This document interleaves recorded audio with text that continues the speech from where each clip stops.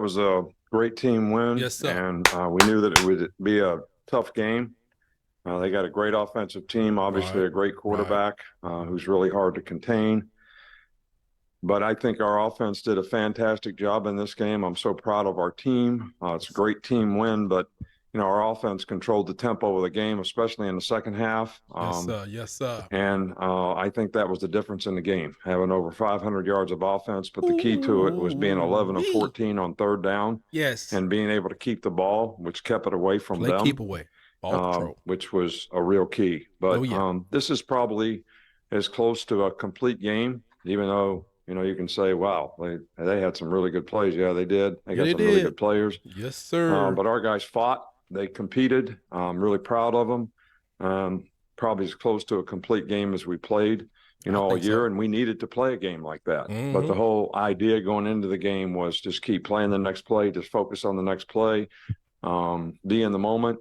And I thought they did a wonderful job of that. Even when we got ahead by 14 points, we controlled, took a lot, 7 minutes off the clock, got back out on defense and got them stopped. So, really great win for us. And take it. This team has created an opportunity where now they got to make a choice. We've had 2 big games in a row here and still got 2 SEC games left and another game. So, Wildcats, we coming. You're going to make a choice about taking care of business or continue to take care of business in the future because we can create an opportunity for ourselves and maybe win the West and maybe get in the SEC championship game. Who knows what happens from there? Who knows?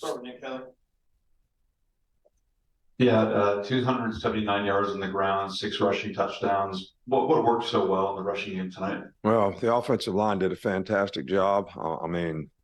They got really good movement. Beautiful. The backs really pressed the holes and did a really good job. Big hole. We had a really good plan to run the ball and get the ball in the perimeter some with Jalen, some with some other guys. Game ball, Coach Reese. And the combination of those things, I think, helps your inside running game as well. Oh, yeah. But it all came down to execution, and I thought this was the best execution we had from an efficiency standpoint in the run game, all year. Oh, yeah. Nick, considering where you guys were after Texas uncertainty at quarterback, I think a really loss maybe since you've been here. How much credit do you give yourselves? This is one of your coaching jobs to get to this point. Great job, Coach. I think the credit goes to the coaching staff and the players. And so humble. This group of guys have shown tremendous resiliency to keep working to improve. I think they trust the coaches. They respect, what we're trying to do to help them be better players. And right. It's resulted in a team that has consistently improved throughout the year. 10% maybe and every game. We just got to try to keep doing that. We got a lot of guys nicked up today, but hopefully it'll be an opportunity for somebody else to step up. Step it up. Speaking of those nicked up guys, do you have an update on Deontay Lawson and Jalen Key? One guy has an ankle, one guy's got a quad. I don't know how bad the injuries are until they, do MRIs and all that kind of stuff. But so I can't tell you more than that. Heal him, Lord. Nick, it looks like he's improvised runs, Jalen, and then he's had some predetermined runs that kind of grown as the year goes. He's really an elite runner. Has that been the case? Not bad for a 4-star. Some of the pass plays, we did run one quarterback draw, but some of them are just getting him to step up in the pocket. And then, if it opens up, he has the option to run or throw. I like options. And we do have some quarterback runs on the perimeter that he did a nice job of executing, and we did a nice job of blocking on the perimeter. So it's a combination of both. But I think the fact that we do that, just like if you look at it from the other perspective, because their quarterback's such a good runner on the perimeter. Yes, he is. We're playing stuff to try to make sure we got enough guys to take care of him. And they hit a post on us, and we bust in the back end, worrying about him running the ball. In the back end. The first touchdown that they scored. So it creates some issues for you on defense, and hopefully we can keep building on that. Write this down. Yeah, this looked like it was a shootout back and forth with the quarterbacks. But what was the message? Looked like third quarter, you guys made the stop. How big was that? What was the message to your team to get that stop? Well, I think that when you're playing in a game like this, you got to encourage the defensive players to keep playing. And I think the thing that got us when he ran for 160 some yards, and most of those were on pass plays. Wow. It wasn't like they were designed quarterback runs. Good Lord. We had spies on him. Spy couldn't get him on the ground. We rushed 4 guys. So the best success we had was actually rushing 5. Rush 5. Kept him in the pocket, pressed him up a little bit. But all right. the message was we told them at halftime we got to be a little more aggressive. We're going to have to play man to man. Right. We're going to have to push the pocket on the guy. So and we did a pretty good job of that. And of course, Dallas getting a tip ball and getting the interception, was huge in the game. And that's how you got to play. But the last 4 times they had the ball, we got stops on defense, which was, huge when the score was 28-28. But the offense did a great job of controlling it, so they didn't get it back very much. Nick, where have you seen Jalen grow these last 2 months? And let's say what's Jalen next Milroe was for a his 4-star. 4. Well, I mean, it's obvious that the guy is much more comfortable as a passer. He's reading things more quickly, getting the ball to the right guy. He's making really good decisions when he has to improvise. And those things we want to continue to help him grow and develop. But I think he's learned to play the next play. I think that, early in the year, he would get frustrated if he made a bad throw or whatever. Right. And, now he's learning to play the next play. And that's what I told the players, before we played the game. I said, you got to keep playing the next play. You got to be in the moment because the next play may be the play that is the difference in the game. Write that down. When you play games like this. Yes, so you can't worry about what happened on the last play, whether it was good or bad or whatever. But the last play, next play. That's the he's bought into that, and I think that's helped him be more consistent. All right. Consistent.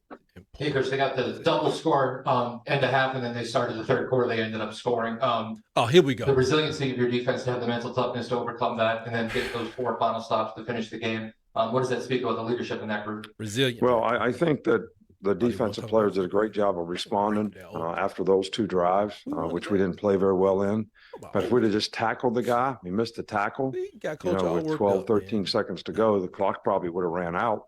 Or maybe they could have kicked a field goal. Maybe. I don't know. But, guy goes for the strip on the guy and misses a tackle, and the guy runs for a touchdown. So those are all things that we learn from.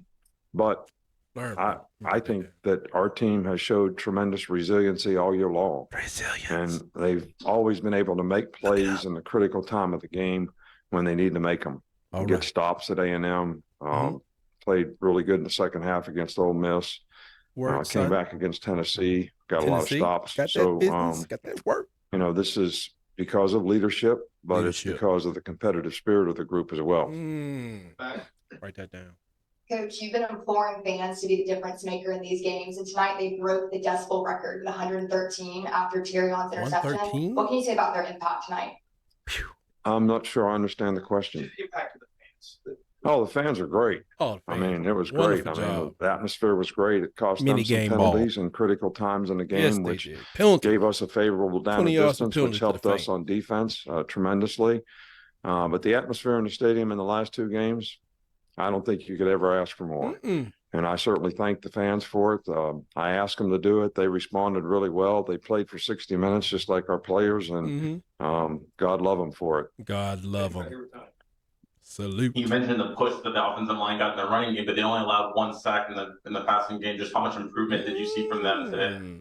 Yeah, well, we've done some things protection-wise to try to protect the tackles a little bit. Okay. I think the fact that we've got Jalen stepping up in the pocket helps the tackles a little bit so they can push guys by. Right. But I did think we did a really good job in pass protection, which, that's the key to the drill. Is give the quarterback time to make the kind of decisions he can make. And, write that down. When the guy's got running ability, it's even more that way because the defense gets stretched out. They got to play scrambles. If you take off running, it's hard to get the guy on the ground, which we certainly got some experience on that tonight too. All right, thanks, Coach. All right, thank you. Oh, man, if I could just reach out and ask one more question. Coach Saban, was that a chocolate-covered L you gave to the LSU Tigers tonight, or was it candy-coated? Roll Tide. Wildcats, you're up next. Get ready. Want to do your push-ups? Huh? You want to do your bench presses. Squats are important. Stretch. We coming. And we means to do business. Okay. There's a Walmart delivery. They come up in your driveway like they're your cousin.